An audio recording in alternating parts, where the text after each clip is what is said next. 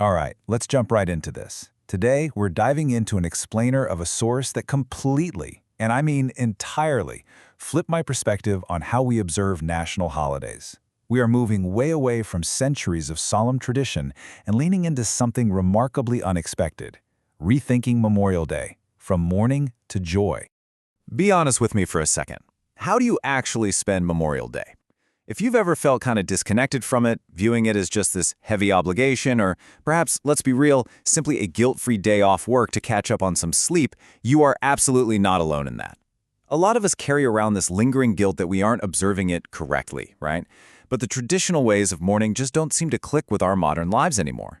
To break down this massive paradigm shift, we're going to look at 4 key areas: why Memorial Day feels distant, the true reward of sacrifice, quantum energy created by joy, and finally, enjoying cemeteries like parks.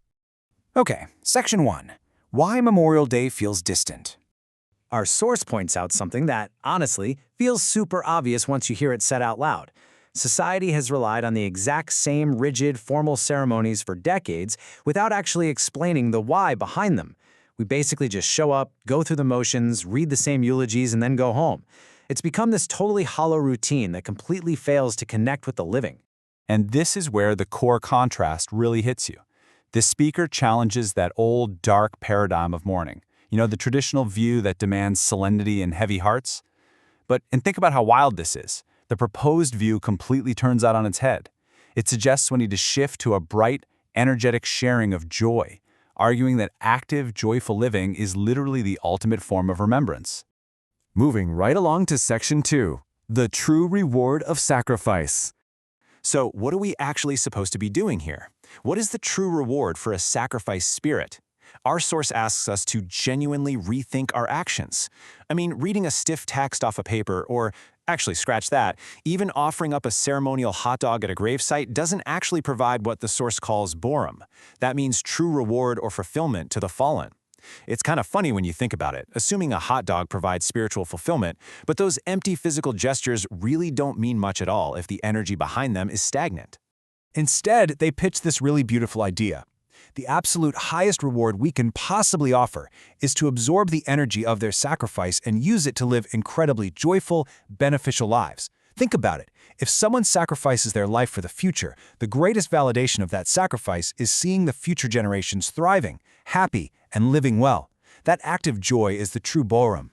Which brings us to Section 3, quantum energy created by joy. Now, just to make sure we're all on the same page, the speaker makes a really important distinction here.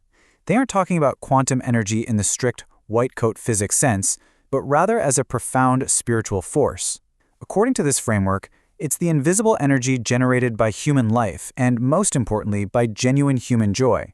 This energy is described as being so powerful that it can transcend physical space, reach out, and actually help liberate souls. And the lecture breaks this energy down into specific grades. Human energy isn't just one flat output, right? It ranges from being turbid, gloomy, and heavy, like when we're feeling deeply depressed or stuck in sorrow, all the way up to a clear state, and finally a highly refined, high-quality, joyful state. The kind of energy we emit is directly impacting the world and the spiritual realm around us. So when we manage to tap into that high-quality, joyful energy, the speaker claims it's basically limitless. It is so powerful that it transcends all physical boundaries of time and space. That means you don't necessarily have to be standing right on top of a physical grave to comfort a spirit. This vibrant, joyful frequency can reach out and provide comfort literally anywhere in the universe. It's a deeply empowering concept, isn't it?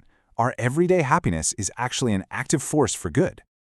Okay, this part is absolutely wild and totally unexpected.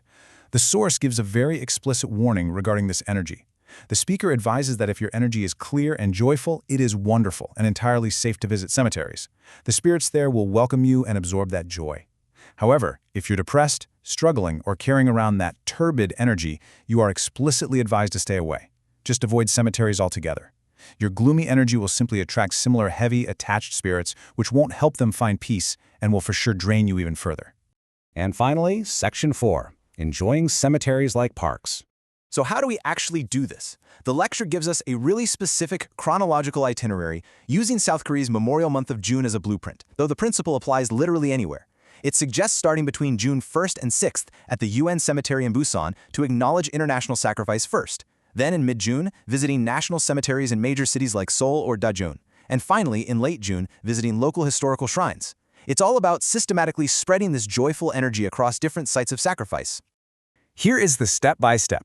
The speaker instructs visitors to completely ditch the heavy, elaborate, tearful rituals of the past.